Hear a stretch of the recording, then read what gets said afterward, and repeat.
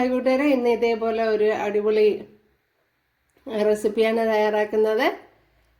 അപ്പോൾ വീഡിയോയിലേക്ക് പോകാം. കൂട്ടുകാർക്ക് ഇഷ്ടമായാലൊന്ന് സബ്സ്ക്രൈബ് ചെയ്ത് സപ്പോർട്ട് ചെയ്യുക. വളരെ ഹെൽത്തി ആയിട്ടുള്ള ഒരു റെസിപ്പിയാണ്.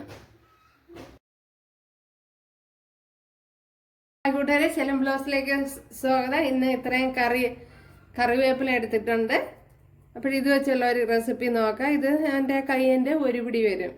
അപ്പോൾ നേരത്തെ അത് നല്ലവണ്ണം കഴുകിയെടുക്കണം. കഴുകി വെള്ളം തോർത്തി വെച്ചിരിക്കുന്നതാണ്. ഇവിടെ ഒരു ചട്ടി വെച്ച് കൊടുത്തിട്ടുണ്ട്. അതിലേക്ക് ഒരു 5 വറ്റൽമുളക് ചേർത്ത് കൊടുക്കുക. നമ്മുടെ മുളക് ഇവിടെ മൂത്തിട്ടുണ്ട്. അടുത്ത് ഒരു 6 വലിയ കുഞ്ഞുള്ളി, ഇപ്പോൾ ചെറുതാണെങ്കിൽ 10 എണ്ണം എടുക്കണം. അതിനോടൊപ്പം തന്നെ 2 വെളുത്തുള്ളി, ചെറിയ പീസ് ഇഞ്ചി,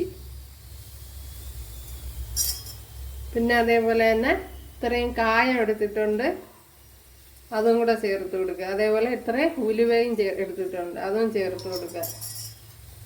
ഇതെല്ലാം കൂടെ ചേർത്ത് കൊടുത്തൊന്ന് വറുത്തെടുക്കണം. ഇവിടെ കറണ്ട് പോയി കൂട്ടുകാരെ. ഇത്രയും പുളിയും കൂടെ ചേർത്ത് എടുക്കുക. ഒരു നെല്ലിക്ക വലുപ്പത്തിലുള്ള പുളിയാണ് എടുത്തിരിക്കുന്നത്.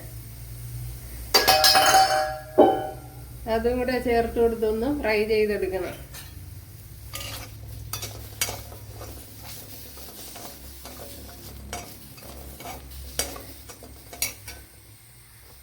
ഇതിനെ ഇനിയൊന്ന് കോരി മാറ്റാൻ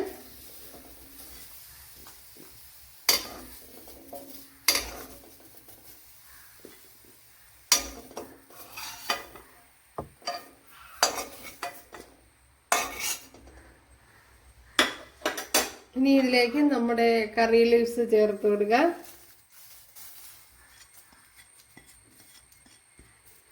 അപ്പോൾ നേരത്തെ കഴുകി വെള്ളം നല്ലതുപോലെ തോർത്തി എടുക്കണം.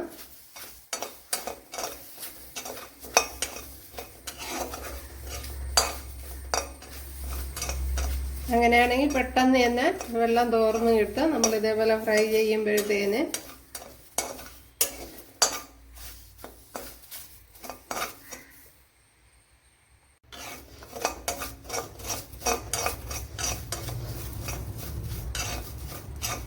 ഇതെല്ലാം ഫ്രൈ ആയി വരണത് എല്ലാം നല്ല കിലുകിലിയില സൗണ്ട് കേൾക്കണം. അതാണ് ഇതിൻ്റെ പരുവം എന്ന് പറയുന്നത്.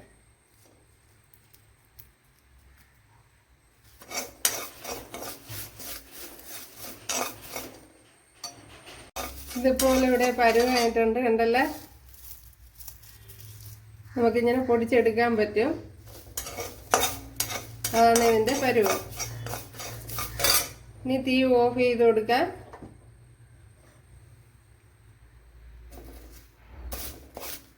നമ്മുടെ ഫ്രൈ ചെയ്ത ഐറ്റങ്ങളിലേക്ക് ഇട്ട് കൊടുക്കാം.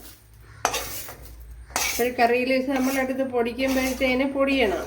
അതാണ് അതിൻ്റെ പരുവം. വളരെ ഹെൽത്തി ആയിട്ടുള്ളൊരു റെസിപ്പിയാണ്.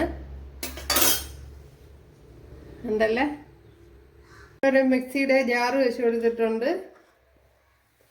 അതിലേക്ക് ചേർത്ത് കൊടുക്കുക. ഇതിനെ ഒന്ന് അടിച്ചെടുക്കണം. കണ്ടല്ലേ, അടിച്ചെടുത്തിട്ടുണ്ട്. ഇതിലേക്ക് ഇനി ഇത്രയും തേങ്ങ എടുത്തിട്ടുണ്ട്, അത് ചേർത്ത് കൊടുക്കാം. നല്ലതുപോലെ ഒരു പിടി തേങ്ങയുണ്ട് ഇത്. ഇനി ഇതിലേക്ക് കളറിന് വേണ്ടി 1 ടീസ്പൂൺ കാശ്മീരി മുളക് പൊടിയാണ് ചേർത്ത് കൊടുത്തിട്ടുള്ളത്. 1 ടീസ്പൂണ്, പിന്നെ 1 ടേബിൾ സ്പൂണൊക്കെ ചേർത്ത് കൊടുക്കുക. ഇതിലേക്ക് ആവശ്യത്തിനുള്ള ഉപ്പ് കൂടി ചേർത്ത് കൊടുക്കുക. നമ്മുടെ ചമ്മന്തി വളരെ ഹെൽത്തി ആയിട്ടുള്ളൊരു റെസിപ്പിയാണ്. ഉണ്ടല്ലേ. അപ്പോൾ ഞാൻ ഒത്തിരി ഫൈനായിട്ടൊന്നും അരച്ചെടുത്തിട്ടില്ല. ഉണ്ടല്ലോ, ചെറിയ തരിയരിപ്പോട് കൂടിയാണ് അരച്ചെടുത്തിരിക്കുന്നത്. ഇതിലിനി ശാല ഉപ്പ് കുറവുണ്ട്. അതേപോലെ തന്നെ എരിവ് കൂടുതലായിട്ട് തോന്നുന്നുണ്ട്. പക്ഷേ മറ്റേ വറ്റൽമുളക് കുറച്ചെടുക്കണം. എരിവ് ഇഷ്ടമില്ലാത്തവർ അത് ശ്രദ്ധിക്കുക. വറ്റൽമുളക് എനിക്ക് തോന്നുന്നു 3 എണ്ണമൊക്കെ മതിയാവും. പിന്നെ കാശ്മീരി വറ്റൽമുളകൊക്കെ ആണെങ്കിൽ 5 എണ്ണം എടുക്കുക. ഇത് എരിവുള്ള മുളകായിരുന്നല്ല, അതുകൊണ്ട് തന്നെ നല്ല ഇച്ചിരി എരിവുണ്ട്.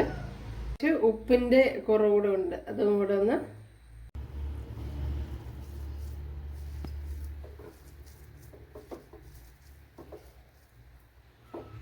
കണ്ടല്ല, അടിപൊളിയാണ്.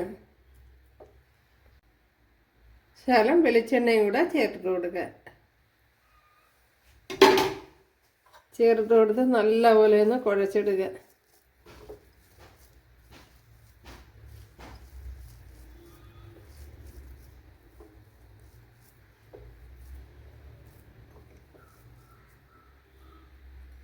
കിടിലമാണ്, ഒരു രക്ഷയുമില്ല.